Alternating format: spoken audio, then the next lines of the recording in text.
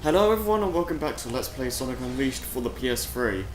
In the last part, we started the game, did a few levels here and there, and we came over to Mazuri Night for us to do another Werehog stage. And, well, here we are. This is definitely one of the weaker stages in the game though, I feel. And we'll see that soon enough. Like, this first area is fine. I like this opening sequence here, but it just kind of goes downhill after you go out to where that door is. Like, when you go inside there, it just doesn't become that enjoyable for me.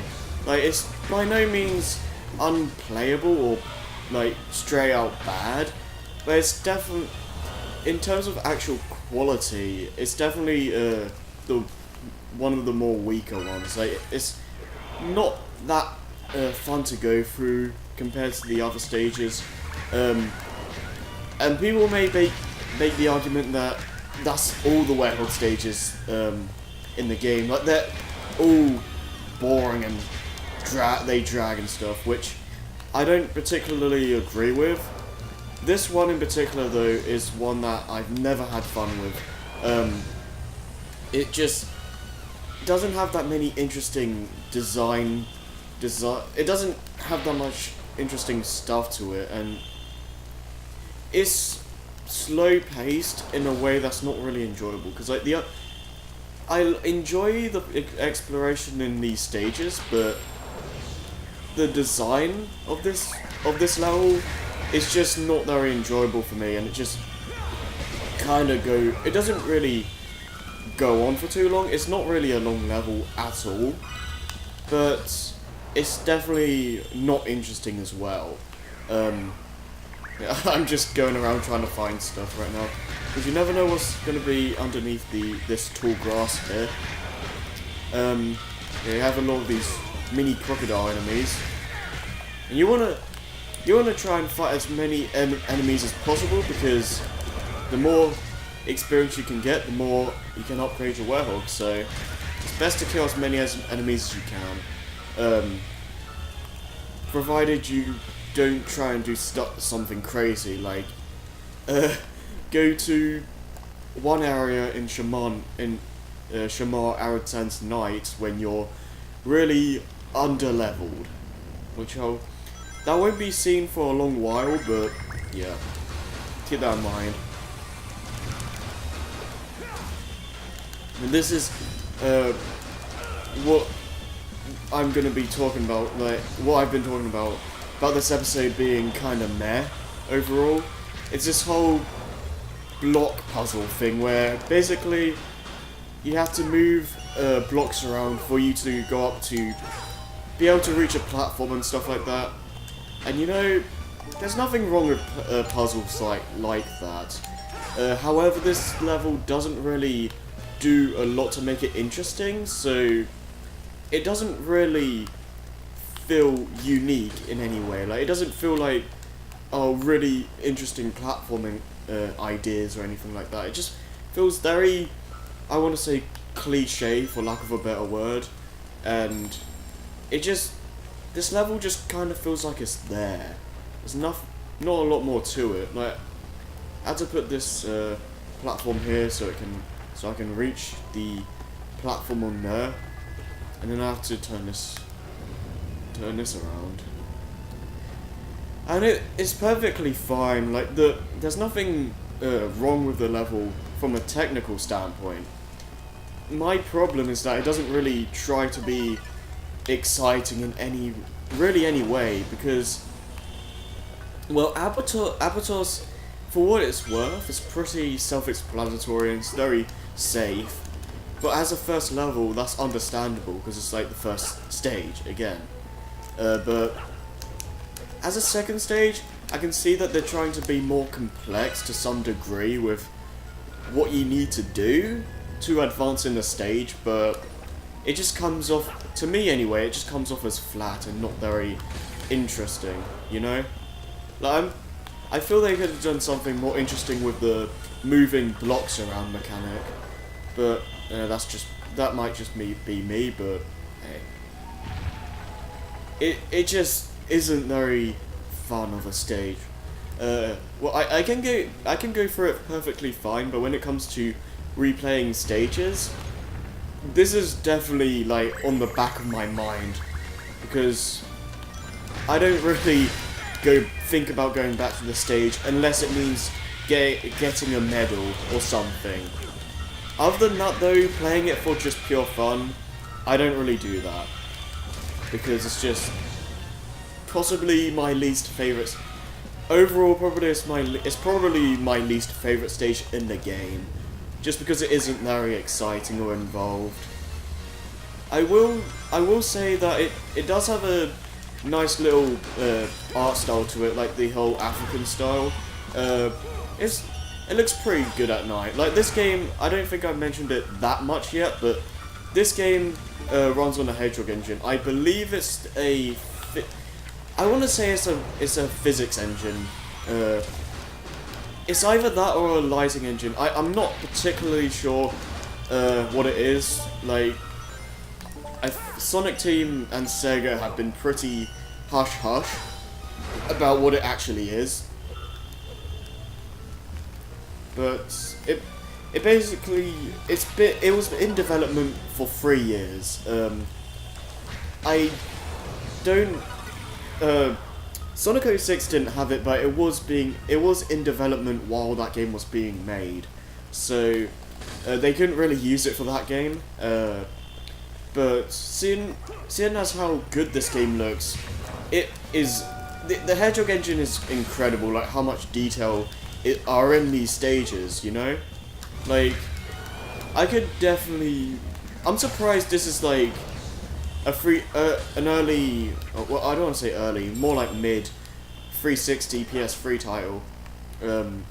It definitely isn't perfect. Like, it has frame rate issues and stuff like that. But from a aesthetic point of view, it looks perfect for a Sonic game. Like, it doesn't look too realistic. The humans look, they look like they're from a Pixar film, almost. I feel that style works perfectly for Sonic, especially considering this game is based around real life locations. So I really love the art style for this game. I'm surprised they haven't gone back to it before, like after this game. Like they kind of just abandoned this style for whatever reason. I don't really understand that, but hey. Like, I'm not saying Colors or Generations look bad or anything.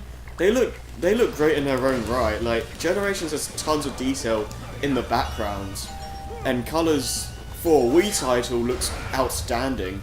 But I really wish they brought back the Hedgehog engine in this capacity, you know, and possibly even more, considering the general horsepower for the current gen consoles now. But hey, we'll see. Because, well, considering the previous generation of consoles couldn't exactly handle the Hedgehog engine like this, because Generations did have the Hedgehog engine, believe it or not, but it was toned down a lot, so as to not like have frame rate issues again like in this game. So I feel if they brought this back and maybe tweaked a few things to make it look nicer and up to today's standards, we could get a really good looking Sonic game or something. Well, it doesn't even have to be Sonic, it could be really any game from Sonic Team or anything like that. That would be pretty cool to see. Like, the Hedgehog engine is a really nice engine, I guess, because it just it looks really nice. Like, for its time, it looked really ahead of its time, and it just looks really, really nice, you know? I should have really gone to those enemies before, but anyways. I just really love the art style for this game. It's not, I don't know if it's my favourite looking Sonic game, but it's definitely one of the it's definitely one of the more good looking ones, I guess. Like, everything feels really polished, the animation is really smooth, and it feels, most of the animation feels natural and how you'd expect these characters to animate, and it feels really clean overall. Like, nothing about this game feels rushed or unpolished. Well, you can tell it did suffer from, like, having to, it did kind of suffer that because it had to be released, during Christmas of 2018, I think. 2018, what am I saying? 2008. And you can definitely tell that it suffered because of that, to some extent, because, like, some frame rate issues here and there, and some, and the werehog makes cutscenes go, like, slow down drastically for some reason, and stuff like that. Like, I feel if they let the game come out a bit later, we wouldn't really have that, like, as many frame rate issues as we do. But sometimes you can't stop that from happening. Like companies need to make money because, well, they need money to survive, I guess, and make more games. So they don't really have much of a choice, because, well, the Christmas season means getting a lot of money from people buying the game for their kids and stuff like that. So I can perfectly understand that. Though, I feel this game would have been really, I feel it would have been received a little bit better if it was given a little bit more time. But for what it came out to be, it was a massive improvement of 06. Like, the Wii version, say what you will about that, but I played the heck out of the Wii version when it came out. Don't really know how many times I played through the game, but more than enough. And I didn't play 06 at that time, to be fair, but even still, that version alone is 1,000 times more exciting than 06 ever was. I think one of the reasons for that is that 06, a lot of the reason why it failed was because it was trying way too much at the same time, you know? And they didn't really have a lot of time to focus on everything, because, you know, the game got rushed because Yuji Naka and his team left, and that pretty much screwed the team that made 06 over, because that made it so people are now doing tasks they didn't usually do, so they kind of just got screwed over overall, and things just got out of hand in the long run. So,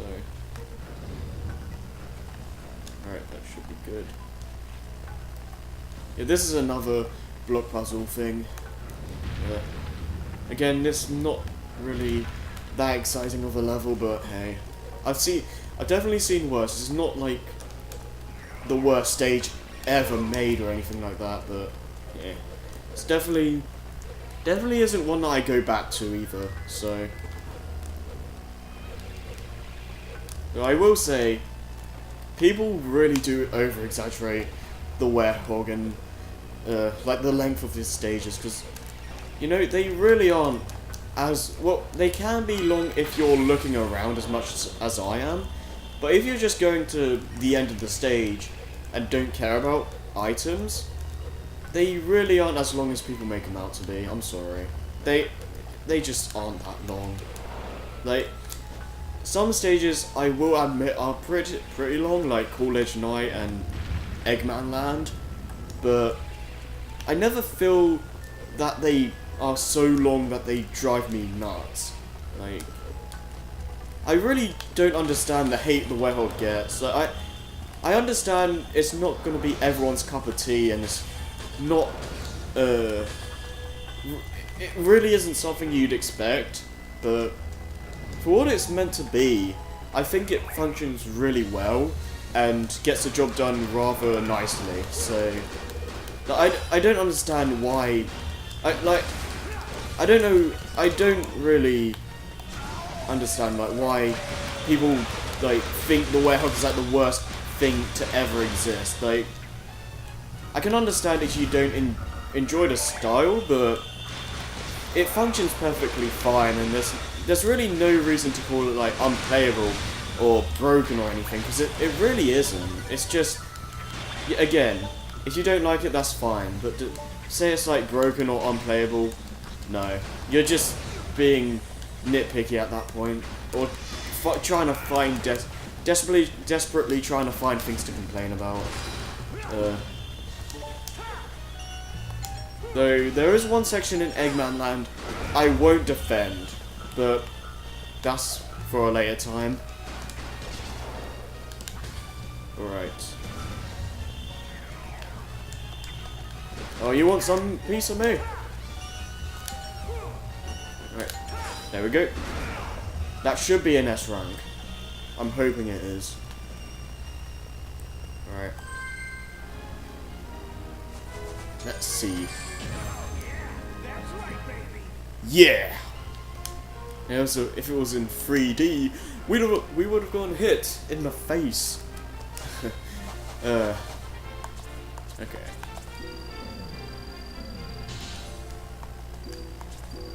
Alright, let's upgrade our strength.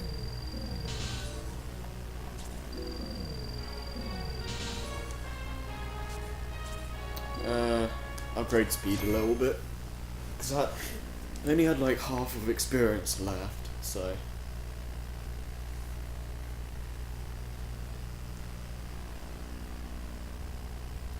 Okay, so I should point this out. In the Wii version, we don't have a werehog stage or a day level in this continent.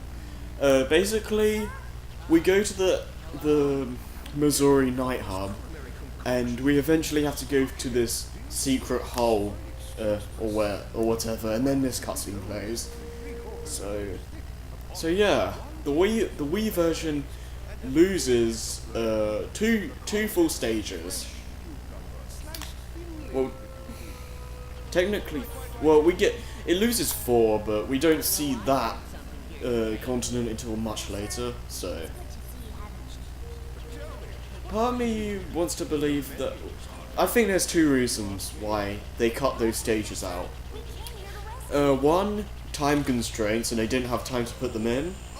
2, the game feels long enough, so it would be kind of over the top if they had 4 other stages. But it is really disappointing though. But hey.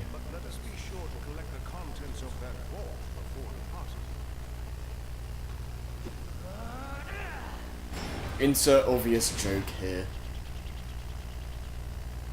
Or meme as well. Both. Those documents are our only hope for surviving this crisis. Let's go. There's no time to lose. I'm starved after being fed nothing but those terrible sandwiches. I wonder what that computer thing over there is meant to be doing. Like, I see the Earth like spinning around and stuff, but what is that supposed to mean? What was all that text and stuff?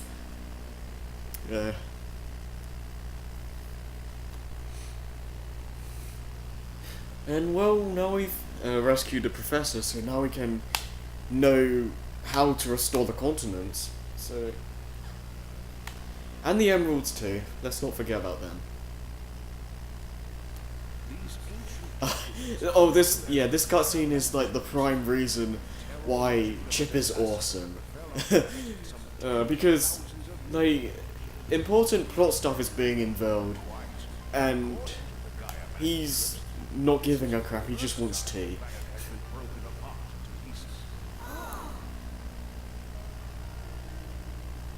The cause lies at the very core of the planet. All the phenomena we've witnessed are the direct result of one creature. The hyper-energy organism spawned. Just look at that. Dark Gaia. I can't stress it enough, but look how smooth it goes when it's not focusing on the werehog. Be fully reborn. We most likely have Dr. Eggman's premature wake-up call. Oh man. I love how just the way this story plays out is just perfect. It's not too serious, but it's not too it's not overrun with jokes and stuff like that. You know? And Chip is like pretty much the prime reason why it's balanced out so well. Like he's usually the one that he's usually the one that makes me enjoy the story the most, just because of how crazy, just the way he's animated. You know, just the things he does. It's just such an enjoyable character to watch. You know, and I just love that really. Alright. I believe once we go out to the world map again, it will let us go anywhere. Or it might force us to go back to Mazuri. We'll see. Actually, no, I know what it's doing. It's Tails is gonna give us give us an explanation of how the map works, and then we have to go to Mazuri. Right, so basically, he says, oh, you can go to any continent from this map, and you select Albatross, and if you want to, yeah, I'm just going to skip this because you don't need to see that. It won't let you do anything else until you finish the tutorial, so basically, if you want to change a continent from day to night or night to day, hold square or X, and then you and then wait until it has the sun. Okay, sorry about that little interruption right there. As I was saying though, basically you hold square until you see the sun or the moon go over a continent's flag, and that's pretty much it. And then you can go there. Once you click on a continent, it will say go to stages or go to village or whatever. Village is pretty much you go to the hub worlds, but if you go to select stage, you can just select the stages you've already played and enter them through there, which is nice.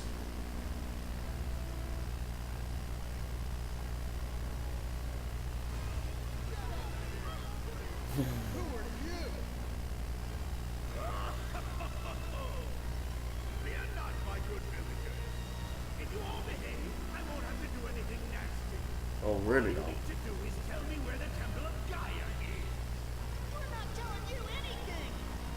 I love that. Everyone and their mother have said this, but I love how they're supposed to be African, but they have perfect American accents. Just they couldn't hire actors from different regions of the world. Oh. Yeah, that line doesn't make any sense because he's already seen Sonic and Tails fly the tornado. So what? Like in the Wii version it makes sense because that boss fight never happens, but here it doesn't make any sense. Like yeah, also if you listen closely you can hear "Thanks, Sonic" from Tails. Like, it makes absolutely no sense, but it's there. Anyways, here we are, Mazuri Day. I said I liked the night variant of this stage, but Day Mazuri looks 1,000 times better. Like, it might be because I have more of a liking for vibrant colors, but it just looks really nice. during the day.